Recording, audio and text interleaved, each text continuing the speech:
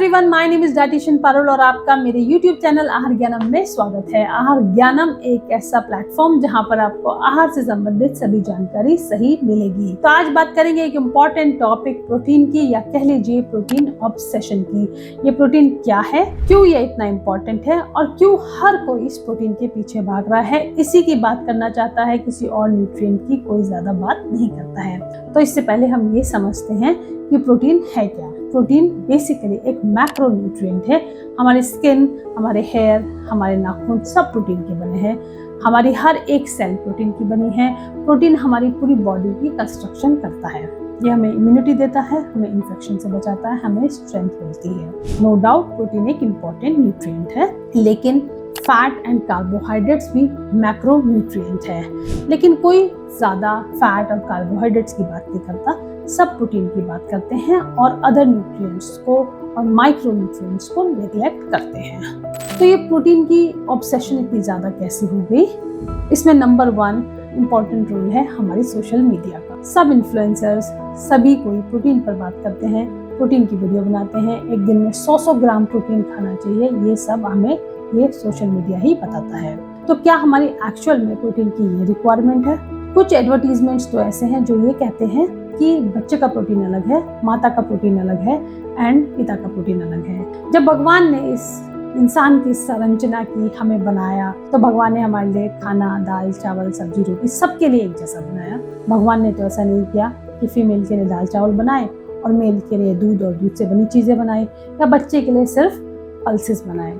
ये man made protein है जो हमें इस तरह से भ्रमित करता है और हम उसकी तरफ अट्रैक्ट होकर हम उसको ले लेते हैं। प्रोटीन जरूरी है, नो डाउट, लेकिन कितना जरूरी है ये भी जानना समझना जरूरी है। जैसे हम जिम में जाते हैं, जिम इंस्ट्रक्टर सबसे पहले हमें प्रोटीन के बारे में बताता है और ये भी कहता है कि जो प्रोटीन आप घर में खा रहे हैं उससे आपकी रिक्वायरमेंट पूरी नहीं होगी, क्योंकि अब यहाँ पे आप मसल ट्रेनिंग करेंगे और आपको ये प्रोटीन की जरूरत है।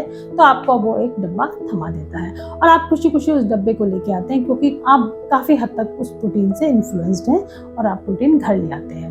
फिर उस प्रोटीन को आप खाएं ना खाएं, कुछ समय बाद वो प्रोटीन आपका एक्सपायर हो जाता है। फिर उस प्रोटीन को आप फेंक देते हैं और घर की माताएं उस डब्बे में आपका घर का प्रोटीन दाल चावल भरती है। तो आपने अपनी पॉकेट पे भी जोर डाला, आपने उस प्रोटीन के लिए मशक्कत भी की और वो प्रोटीन खाया भी नहीं। प्रोटीन कितना जरूरी है ये समझना जरूरी है। प्रोटीन हमेशा एक बैलेंस्ड फॉर्म में होना चाहिए। प्रोटीन की अधिकता से आपको ज्यादा प्रॉब्लम हो सकती है, उसकी कमी से आपको प्रॉब्लम हो या ना हो। एक समय था पहले जब माइल न्यूट्रिशन होता था, बच्चों को खाना ही नहीं मिलता था, तो प्रोटीन की कमी से उनको डेफिशिएंसी होती थी, जिसको हम क्वाशियोरकर एंड मरासमस कहते हैं। लेकिन आजकल ये बीमारी नहीं होती। आपने विटामिन डी डेफिशिएंसी सुनी होगी, आपने कैल्शियम डेफिशिएंसी सुनी है, आपने B12 डेफिशिएंसी सुनी है। क्या आपने कभी प्रोटीन डेफिशिएंसी सुनी है?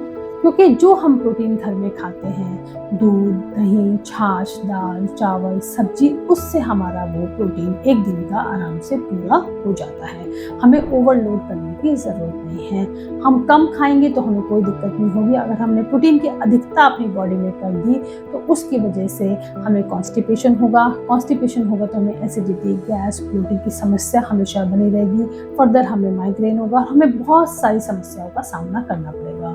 ज्यादा प्रोटीन खाने से हमें किडनी स्टोन्स तक हो जाते हैं और प्रोटीन की अधिकता से कई बार हमें कैंसर तक भी हो सकता है। हमारी एक दिन में प्रोटीन की रिक्वायरमेंट क्या होनी चाहिए? एज पर द ICMR हमने इसको 3 कैटेगरीज में डिवाइड किया है।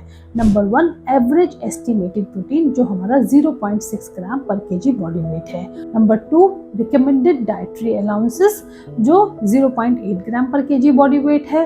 नंबर 3 एक्टिव इंडिविजुअल रिक्वायरमेंट, जो 1 ग्राम पर केजी बॉडी वेट है।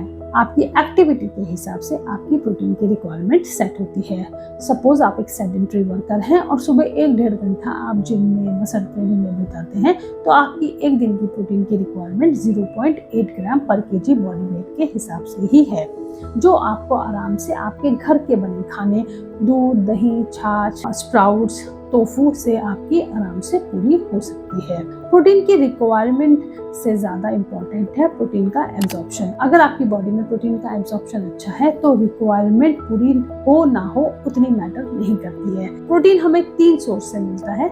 नंबर 1 प्लांट बेस्ड प्रोटीन, जिसमें लेग्यूम्स, दालें और वेजिटेबल्स आती है। Number 2 milk and milk product से बना प्रोटीन, जिसमें दूध, छाछ, दही, पनीर, टोफू इत्यादि आता है। और नंबर 3 पे हमारा एग, फिश, पोल्ट्री का प्रोटीन। तो इसमें सबसे अच्छा एब्जॉर्प्शन हमारा प्लांट बेस्ड प्रोटीन का है, ये बॉडी में बेस्ट यूटिलाइज होता है। नंबर 2 हमारा मिल्क एंड मिल्क प्रोडक्ट से बना प्रोटीन। नंबर 3 हमारा नॉन-वेज वाला प्रोटीन आता है। प्रोटीन के एब्जॉर्प्शन को आप कुछ बातों का ध्यान रख के भी अच्छा कर सकते हैं, जैसे आपको जब भूख लगी हो तभी खाएं, बिना भूख के खाना ना खाएं। भूख से अगर आप खाएंगे तो आपने अगर थोड़ा प्रोटीन भी खाया तो वो आपकी बॉडी में बेस्ट यूटिलाइज होगा।